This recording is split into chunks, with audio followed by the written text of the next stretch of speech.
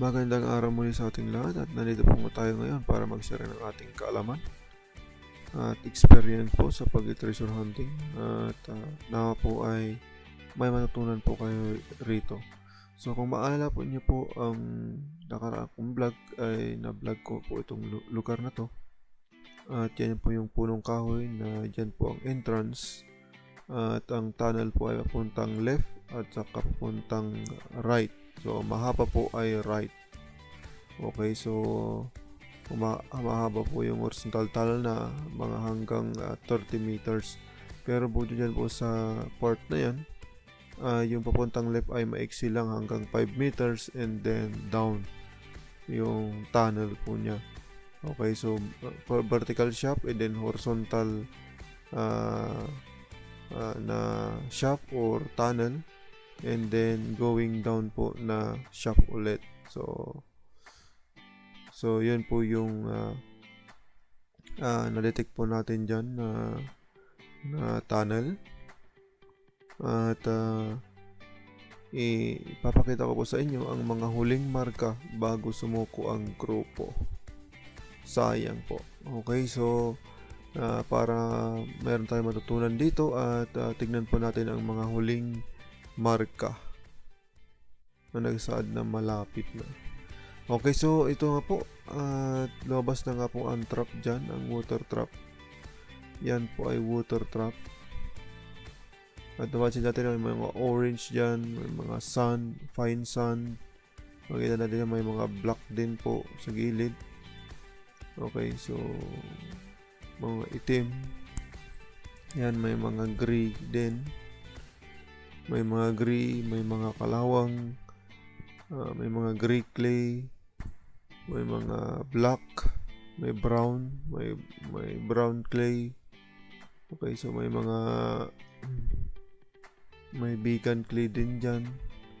So yan po yung nagsasabi po na true tunnel po yung ating nabuksan. So actually po ay original layer po yan yung inukay namin kasi nga tunnel po yan, original layer po yan hanggang umabot po ng 8 meters.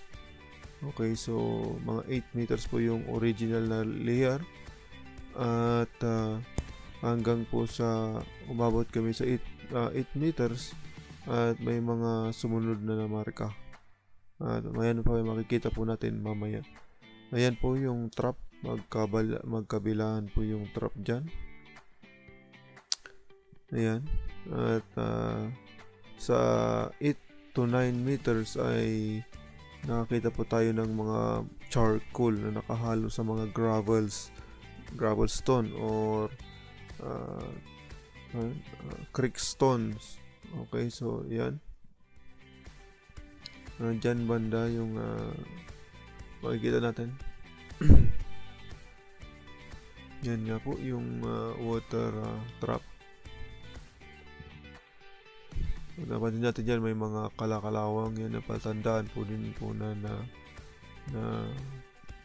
nagalaw yung area na yan.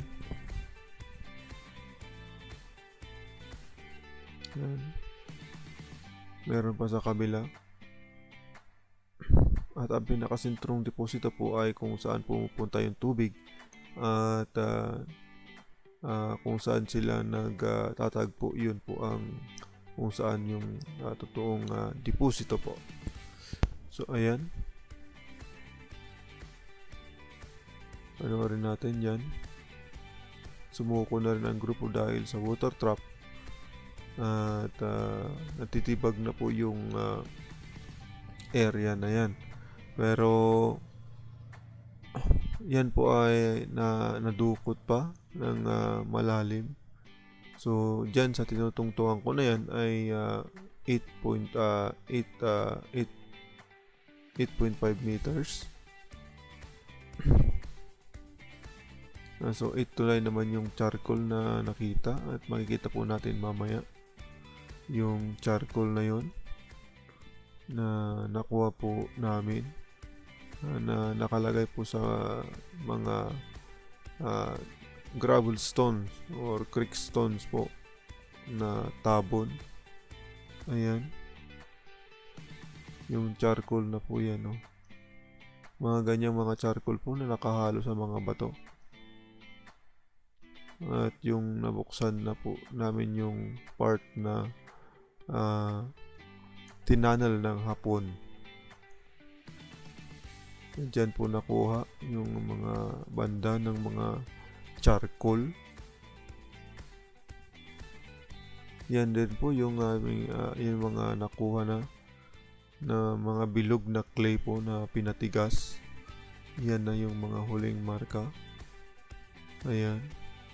At makikita natin dyan yung gray clay din po na pinatigas na may mga laman sa loob na mga dahon.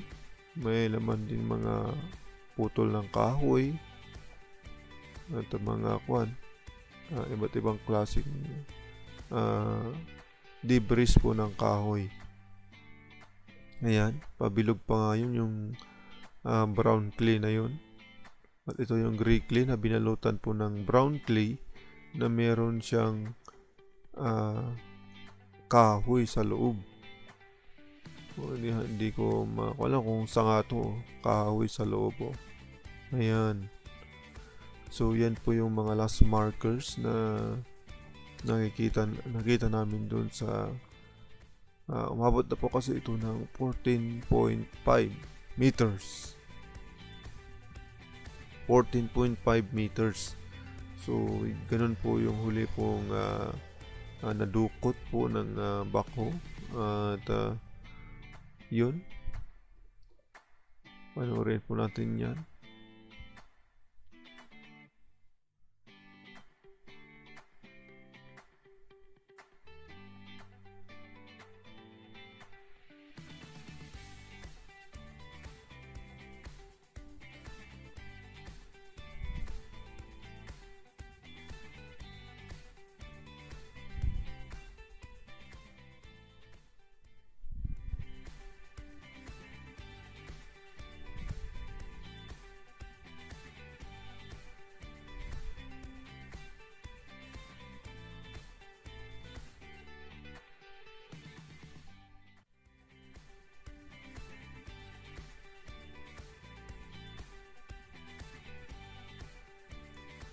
So sa ibang mga lugar din pinuntaan yung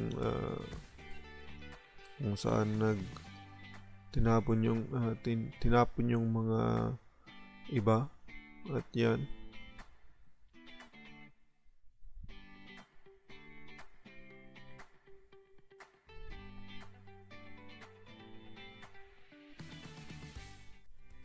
makikita natin dyan na may mga kahoy din sa loob talaga yan. Yan yung mga gray clay po na yan ay buo-buo. Baga buo-buo po siya na pinatigas. At pag biniyak mo ay may mga laman na kahoy. At isa pong ibig sabihin po niyan ay nakabalot din po sa gray clay ang mga deposito po. So nasa gray clay po yung deposito, naabalutan po siya ng isang material. Maaari yan yung gray clay din po ang balot niya, or isang semento, or meron pong nakabalot po dun sa mismong deposito. Yan po ang ibig sabihin po niyan. So yan po, kahoy din sa loob.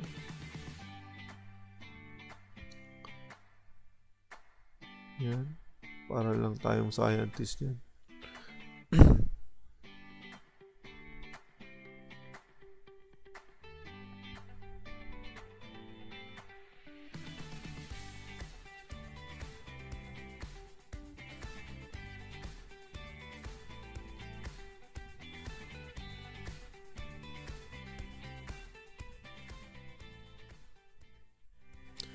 At parang rin